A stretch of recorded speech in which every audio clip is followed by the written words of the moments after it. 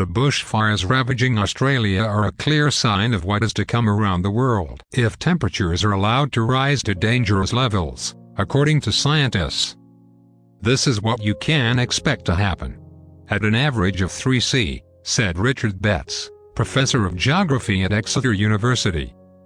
We are seeing a sign of what would be normal conditions in a 3°C world. It tells us what the future world might look like. This really brings home what climate change means. Average temperature rises in Australia were about 1.4°C above pre-industrial levels before this season's fires, showing a more rapid rate of heating than the global average of 1.1°C.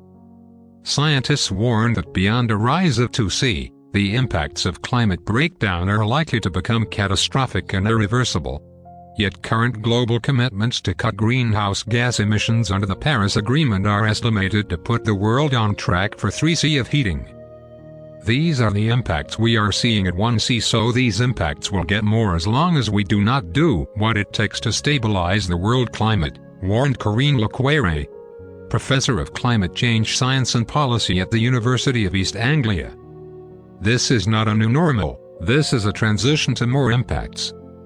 Global heating has led to an increase in the frequency and severity of fire weather, the conditions in which wildfires are likely to start, around the world. A review of 57 recent scientific papers has shown. But land management to try to minimize fires had helped to reduce the number that would have been expected in Australia, said Matthew Jones, a research associate at IA. Climate change increases the frequency and severity of fire weather across the globe, but humans have moderated how this risk translates into fire.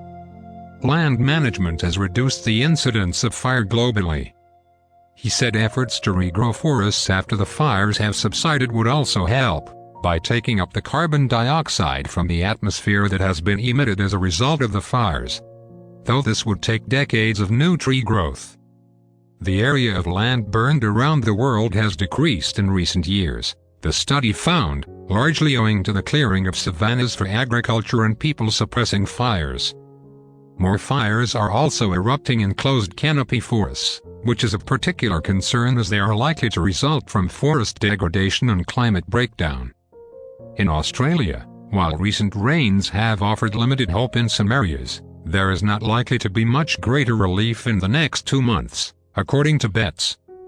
While the Indian Ocean Dipole weather system, which has brought hotter and drier conditions to Australia, has now passed its peak, weather systems in the eastern Pacific, which have brought hotter temperatures to Australia, are likely to continue and could result in continued hot and dry weather through January and February. Betts said the extreme bushfires in Australia showed what climate change would mean in reality, which many people found hard to imagine.